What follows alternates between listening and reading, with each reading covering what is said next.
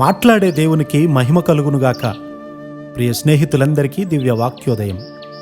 ఈనాటి పాఠ్యభాగము యోహాను సువార్త 14:30.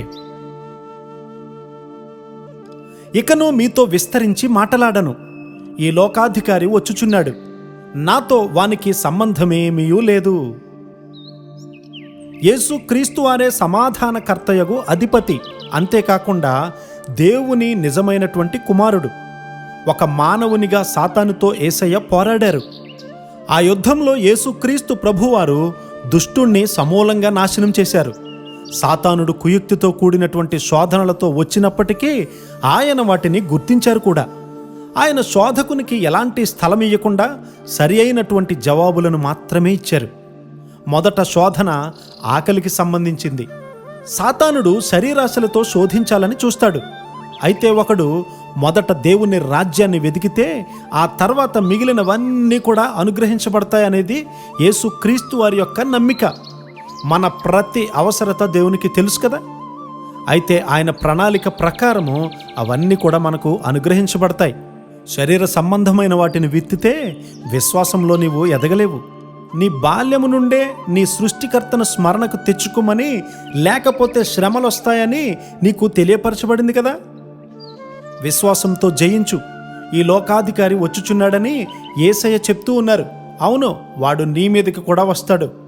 మరి ఈ లోకాధికారితో నీకు సంబంధం లేదని, నీలో పాపం కానీ అవిధేయత కానీ లేవని చెప్పగలవా?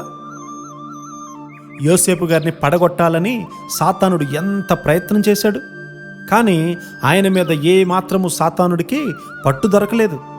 ఏశావైతే శరీర ప్రకారం విత్తాడు. అతను ఆకలి తీర్చుకోవడానికే జ్యేష్ఠత్వపు హక్కును అమ్మివేసి దేవుణ్ణి దుఃఖపెట్టాడు. ప్రార్థనా జీవితంలో విశ్వాసంలో ఎదుగుతూ ఆత్మలో విత్తాలి. అప్పుడు సాతానుకు నీ మీద పట్టు దొరకదు. నీ కుమారునిపై కానీ నీ కుమార్తెపై కానీ సాతానుడికి పట్టు దొరికిందంటే నీదే తప్పు. నీవు దేవుని పట్టుకొని విరిగి నలిగిన ఆత్మతో ప్రార్థన చేయడం ఎంతైనా అవసరమై ఉన్నది. ఈ లోక రాజ్యాల మహిమను చూపించడానికి సాతానుడు యేసయ్యను తీసుకుని వెళ్ళాడు, కానీ యేసయ్యకి ఈ లోక మహిమ కొరకైనటువంటి ఆశ ఎంత మాత్రము లేదు. యేసుక్రీస్తు వారు ఆత్మలో నింపబడి ఉన్నాడని, ఈ లోక మహిమ శక్తి ఆయనకు ఇష్టం లేదని సాతాను తెలుసుకున్నాడు. పాప పరిహారం చేయడానికి కావలసినటువంటి శక్తితో నింపమని యేసుక్రీస్తు వారు తండ్రిని వేడుకున్నారు కూడా.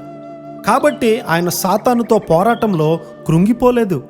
నీవు సర్వాంగ కవచాన్ని ధరించి గొర్రెపిల్ల రక్తము ద్వారా నీవిచ్చే సాక్ష్యము ద్వారా జయిస్తావు. అలా ధరించి ఉన్నటువంటి నిన్ను అంతము వరకు కాపాడడానికి నిజముగా ఆయన నమ్మదగిన దేవుడు. నిజముగా ఆయన నమ్మదగిన దేవుడు గనుక ఎల్లప్పుడూ ఆయన కృపా కాపుదల మనందరికీ తోడై ఉండి నడిపించునుగాక. ఆమేన్.